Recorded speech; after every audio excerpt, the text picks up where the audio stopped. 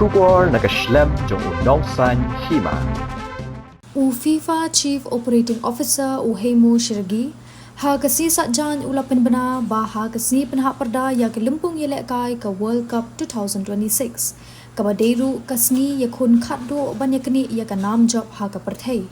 kipat ba kin sakhi ki kattu kan ni ki Nongrwai ki bala Pawnam ha ka perthai kin wan bani Shim Bynta ban penshong shit ha ka tikasni ha ka match kick off lani ka por shaban sedang ka jing khun bat kum ju ru ha ka half time lani ka por shiteng kala kat kum ka tolong khubor ka ESPN la yatho ba ka MetLife Stadium ha New Jersey kan pendong ya kani ka jing le kai ka bahe ha ka si uble ka khat khandai tarik ubnai naitung ka ban sedang nadu ka por han Riew shiteng janmit khandai pho minute shwa ka jing khun bat ki Nongrwai ki bani Shim Bynta shwa ka jing sedang Kinlong ke Jennifer Hudson ke ban Riew ya ke national anthem jong ke US Tom Cruise, Show Speed, Post Malone, Robbie Williams, Nicole Scherzinger, Laura Pausini. Kat baha ke por shiteng ke lapat kinong Shim Bynta kinlong Chris Martin ubana ke kenhun Coldplay, Justin Bieber,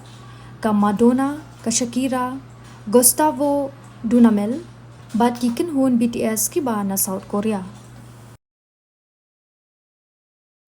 Barok ki Riew ki khmi ya kalawai babha ki wat ya kajaka bansan kajaka ban kiyo shaprang. MIT University Meghalaya mankasni kalong ke jing sedang bathuma ki jing ikai bapura katkom kejub ke Bynta.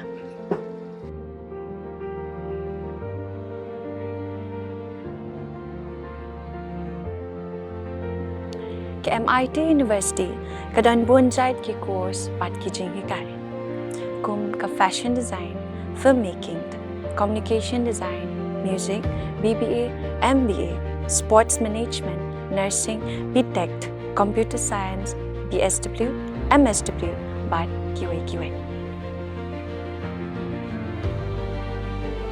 Ha MIT University Meghalaya ki jingtrang jongpi shaka jing job ki urlong but ki kalalong ka jing shisha.